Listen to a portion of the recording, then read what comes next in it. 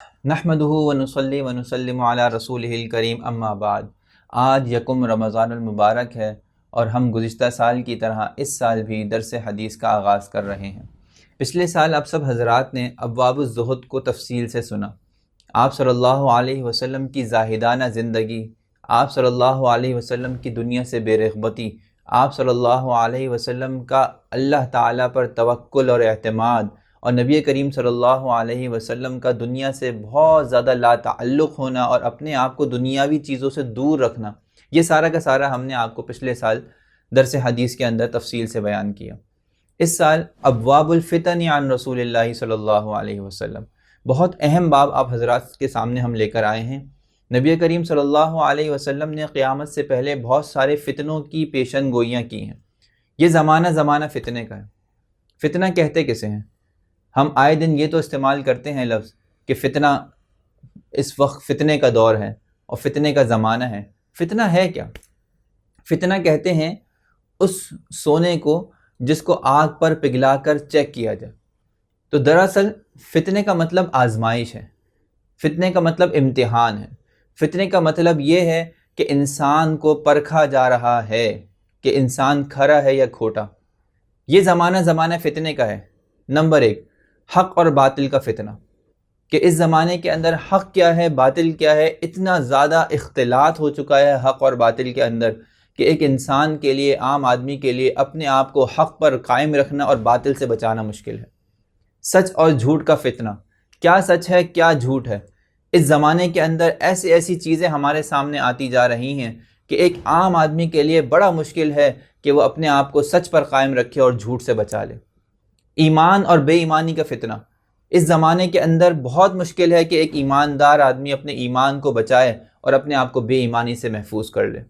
اپنے ایمان کو بچانا اس وقت ایک بہت بڑا فتنہ ہے، اس وقت ایک بہت بڑی آزمائش ہے، اس وقت ایک بہت بڑا امتحان ہے۔ تو انشاءاللہ ثم انشاءاللہ اس باب کے اندر ہم نبی کریم صلی اللہ علیہ وسلم نے جو ہمیں فتنے کے زمانے کے احکامات بتائے ہیں، ہم اس کے بارے میں تفصیل سے پڑھیں گے۔ بسم اللہ الرحمن الرحیم۔ ترمذی شریف، ابواب الفتن عن رسول اللہ صلی اللہ علیہ وسلم، باب ما جاء لا يحل دم امرئ مسلم الا باحدى ثلاث۔ یہ باب ہے اس بات کے بارے میں کہ کسی انسان کو جان سے مارنا، کسی انسان کا خون حلال نہیں ہوتا جب تک کہ تین باتوں میں سے ایک بات نہ ہو۔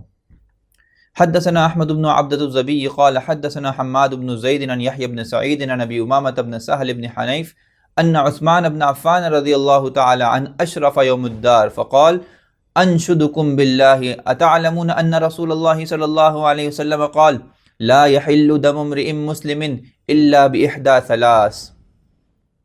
ایک موقع کے اوپر حضرت عثمان غنی رضی اللہ تعالی عنہ نے لوگوں پر مطلع ہوئے، لوگوں کے سامنے آئے، جھانک کر لوگوں کو دیکھا۔ اشرفہ کہتے ہیں کسی چیز کو جھانک کر دیکھنا۔ یہ زمانہ کون سا تھا؟ یہ زمانہ وہ تھا کہ جب حضرت عثمان غنی رضی اللہ تعالی عنہ کو ان کو اپنے گھر میں محصور کر دیا گیا تھا۔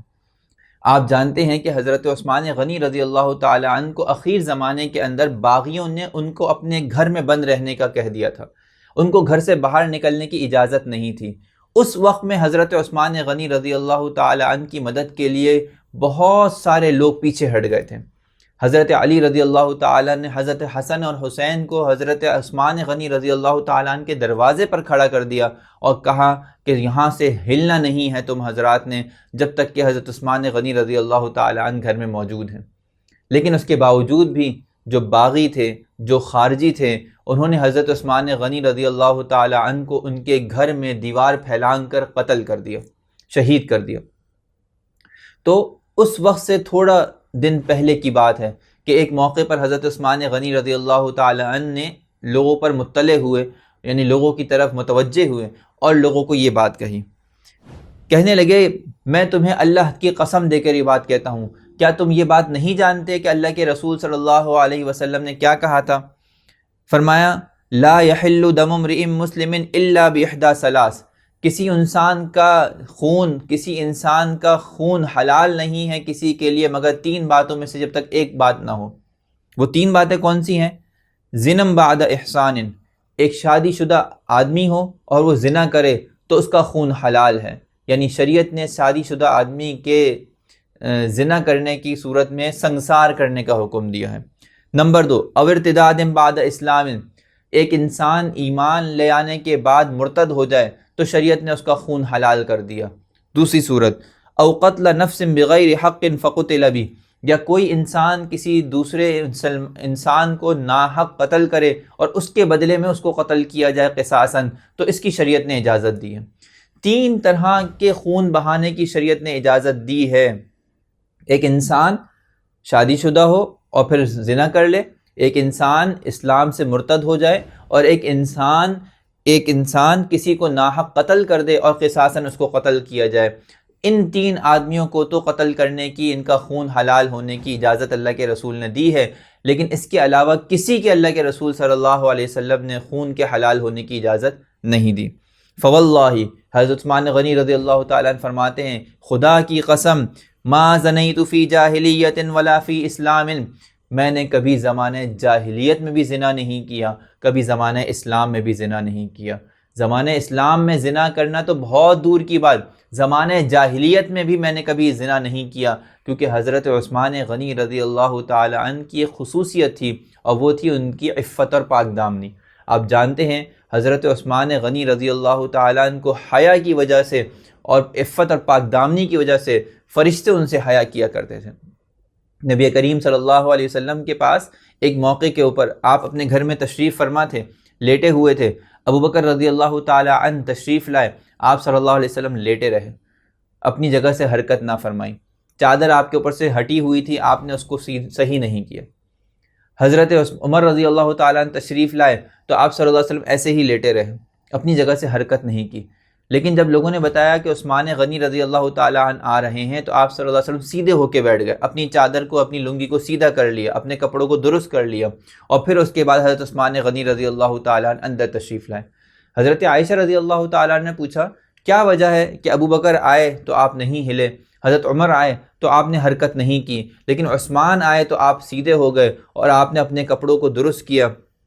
تو حضرت نبی کریم صلی اللہ علیہ وسلم نے ارشاد فرمایا کہ کیا میں اس آدمی سے حیا نہ کروں جس سے فرشتے بھی حیا کرتے ہیں؟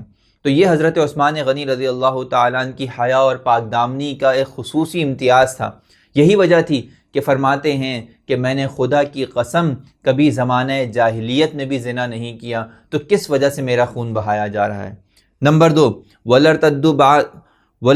وَلَرْتَدُّ مُنْذُ بَایَعْتُ رسول اللہ صلی اللہ علیہ وسلم، نبی کریم صلی اللہ علیہ وسلم کے ہاتھ پر بیعت کرنے کے بعد میں نے کبھی بھی زمانہ اسلام سے ارتداد نہیں کیا، یعنی میں نے کبھی اسلام کو پیچھے نہیں چھوڑا، ہمیشہ اسلام پر قائم رہا اور ایمان پر رہا۔